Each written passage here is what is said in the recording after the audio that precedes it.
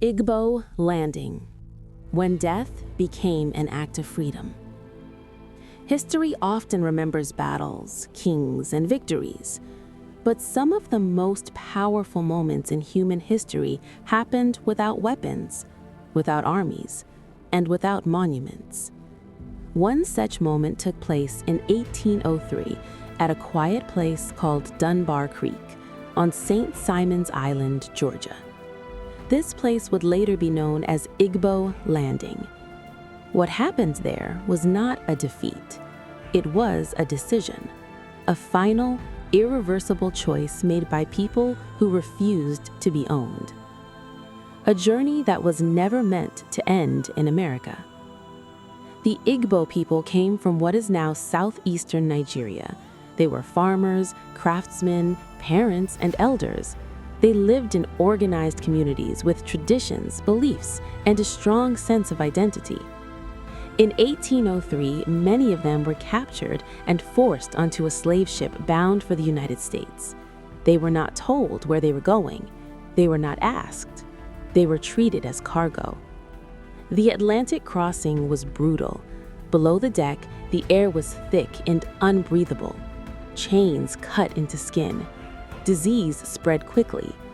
Every day was a reminder that survival did not mean living. For the captors, the goal was simple: deliver the human cargo to Georgia, sell them, and profit. For the Igbo captives, the journey raised a single question: what does life mean without freedom? Resistance begins at sea. Somewhere during the voyage, the captives realized something important. They were already facing death, either slowly through enslavement or quickly through resistance. Accounts suggest that the Igbo captives rose up against the crew. They overpowered their captors and took control of the ship, at least temporarily. This alone was an extraordinary act. Slave ships were designed to prevent rebellion. The odds were always against the captives. Yet, for a brief moment, the power structure collapsed. But controlling a ship did not mean controlling their fate. The coastline of Georgia was already close. Even victory could not erase what awaited them on land. Dunbar Creek, the final decision. When the ship reached Dunbar Creek, the captives were brought ashore. Chains were ready. Markets awaited. Their future was already decided by others, but the Igbo people refused to accept it. According to historical accounts and oral tradition, they began to walk together toward the water, not in panic, not in chaos, but with purpose. Some reports describe them singing as they entered the creek. Others say they spoke words that expressed a return to their homeland in spirit. One phrase has survived in memory: "The water brought us, the water will take us home." They chose death over slavery. This was not despair, it was resistance. Why this was not suicide, but defiance?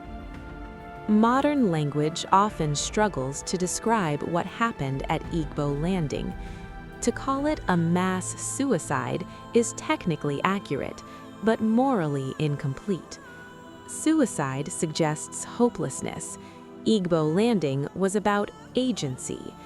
In a world where every choice had been taken from them, the Igbo people reclaimed the final decision.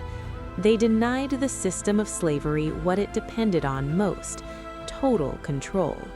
Their deaths disrupted the logic of enslavement. They could not be sold. They could not be broken.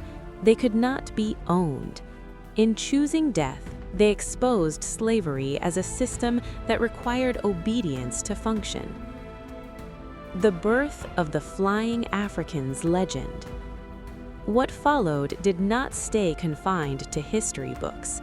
Among African American communities, especially in the coastal South, a powerful legend emerged: the African flying. According to the story, the Igbo people did not drown. Instead, they rose from the water and flew back to Africa. This was not meant to be taken literally, it was symbolic truth. The legend expressed something history could not fully capture, that the spirit of the Igbo people was never enslaved. Flying represented freedom. It represented the soul escaping chains the body could not. Over generations, the story was passed down through songs, folklore, and oral tradition. It became a quiet form of resistance, an alternative history told by the descendants of the enslaved. Silence in official history. For many years, Igbo landing received little attention in official American history. There were no statues, no national holidays, no prominent chapters in textbooks. This silence was not accidental. Igbo landing challenged the narrative that enslaved people were passive victims. It showed organized resistance. It showed moral clarity. It showed that some people would rather die than live without dignity. That truth was uncomfortable. Only later did historians, writers, and scholars begin to acknowledge the importance of what happened at Dunbar Creek. Literary and cultural impact. Igbo landing has influenced African American literature and culture deeply. Writers such as Toni Morrison referenced the Flying Africans legend to explore themes of memory, trauma, and spiritual freedom. The story became a metaphor for survival beyond physical existence. In this way, Igbo landing did not disappear, it transformed. The event lives on not only as a historical moment, but as a moral lesson, one that continues to speak across generations. Why Igbo landing still matters today. Igbo landing forces us to confront difficult questions. What does freedom mean? Is survival always the highest value? Who gets to define resistance? In a modern world where freedom is often discussed, but not always practiced, this story remains relevant. The Igbo people were denied every legal right, yet they exercised the most fundamental human right, choice. Their story reminds us that oppression is not only about physical control, but about breaking the human will, and that sometimes the greatest act of resistance is refusing to let that happen. Conclusion: a quiet place with a loud message. Today, Dunbar Creek looks peaceful. Water moves gently. Birds fly overhead. Nothing about the landscape reveals the weight of what occurred there. But history does not always leave visible scars. Igbo landing stands as a reminder that even in the darkest systems, human dignity can survive, that freedom can exist even when denied, and that some choices echo far beyond the moment they are made. In 1803, at the edge of the water, a group of people refused to be owned, and in doing so, they became unforgettable.